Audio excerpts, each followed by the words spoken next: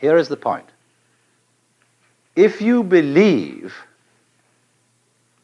if you have certain propositions that you want to assert about the ultimate reality, or what Paul Tillich calls the ultimate ground of being, you're talking nonsense. Because you can't say something specific about everything. You see, supposing you wanted to say God has a shape. But if God is all that there is, then God doesn't have any outside, so he can't have a shape. You have to have an outside and space outside it to have a shape. So that's why the Hebrews, too, are against people making images of God.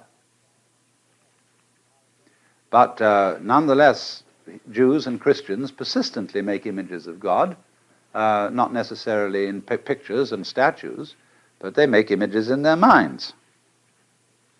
And those are much more insidious images. Buddhism is not saying that the self, capital S, the great Atman, or whatnot, it isn't denying that the experience which corresponds to these words is realizable. What it is saying is that if you make conceptions and doctrines about these things, you're liable to become attached to them. You're liable to start believing instead of knowing. So they say in Zen Buddhism, the doctrine of Buddhism is a finger pointing at the moon. Do not mistake the finger for the moon. Also, we might say in the West, the idea of God is a finger pointing at God. But what most people do is, instead of following the finger, they suck it for comfort. And so Buddha chopped off the finger. And undermined all metaphysical beliefs. There are many, many dialogues in the Pali scriptures where people try to corner the Buddha into a metaphysical position. Is the world eternal? The Buddha says nothing. Is the world not eternal? And he answers nothing. Is the world both eternal and not eternal? And he don't say nothing. Is the world neither eternal nor not eternal? And still he don't say nothing. He maintains what is called the noble silence, sometimes later called the thunderous silence. Because this silence, this metaphysical silence, is not a void. It is very powerful. The silence is the open window through which you can see, not concepts, not ideas, not beliefs, but the very goods.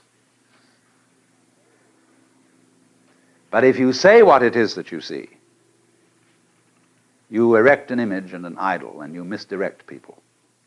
It's better to destroy people's beliefs than to give them beliefs. I know it hurts, but it is the way. That is what cracks the eggshell and lets out the chick.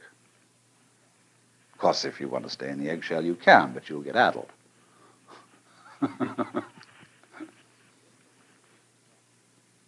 This, then, you see, is why Buddhism is in dialogue form. The truth cannot be told. It can be suggested, it can be indicated. And a method of interchange between teacher and student can be arranged whereby the teacher constantly pricks the student's bubbles. And that's what it's all about. And because that's the way it is, we find that in the course of history, Buddhism keeps changing. It develops, it grows. As people make all these explorations that the original Buddha suggested, they find out all kinds of new things. They explore the mind. They find out all the tricks of the mind. They find out ever so many things. And they begin to teach these things, talk about them. And some people influenced by, in modern Asia, influenced by Protestantism, say, let's go back to the simple original teachings of the Buddha. See, like people say, let's get back to the simple teachings of Jesus. Well, the simple teachings of Jesus are as lost can get. Nobody can read the New Testament with a clean mind today. Because whenever you look at the Bible, don't you hear some preacher's voice in your childhood reading those words? Hasn't your culture taught you to interpret these words in certain ways? You can't get back. And nobody can get back to Buddha. You can only go on to Buddha. So that's why in Zen they just burn the books up. I mean occasionally. Because to burn up books, you've got to have some books to burn up. But when, you can say that the teaching of the founder is the thing. This is terrible. It's like the oak suddenly saying one day, hey, we oughtn't to have all these leaves around here. We ought to be just that simple little acorn.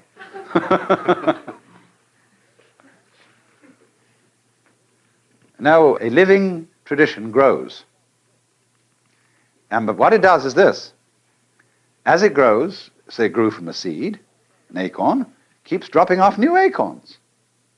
You don't go back to the old acorn, you get a new one. And that becomes a new seed for another tree. This is fine. Now, let me just warn you. The scholarly study of Buddhism is a magnum opus beyond belief.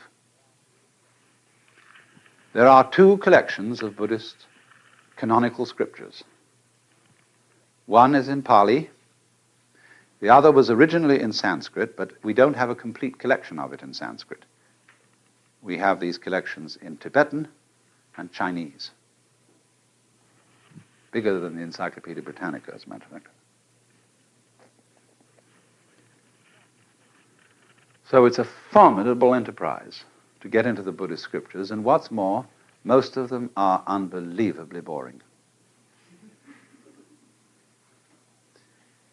They were written by monks with plenty of time to pass on wet afternoons during the monsoon. And they repeat, and they elaborate, and they are full of kind of preparatory.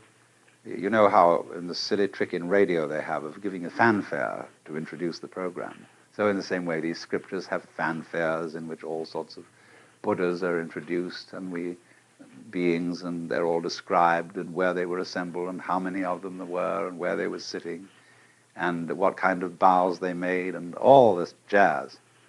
And then finally a few pearls of wisdom are dropped by the Buddha, or else they sometimes go on for pages and pages of actually very, very subtle and very profound discourse that is not dull if you have a penchant for that kind of thing. But I warn you, don't try too hard to read the Buddhist scriptures. It's all right to read the Dhammapada, which are sayings of the Buddha. It's all right to read the Diamond Sutra. It's all right even to read the Surangama Sutra or the Lankavatara.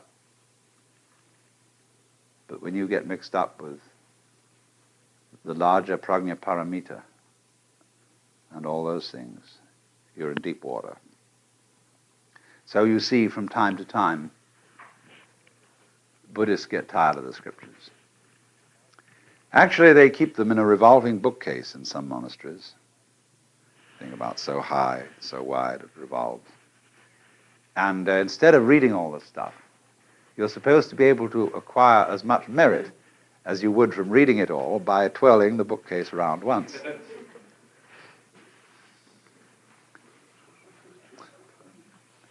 In Zen monasteries, they have an annual ceremony for reading the scriptures, but they are printed like an accordion.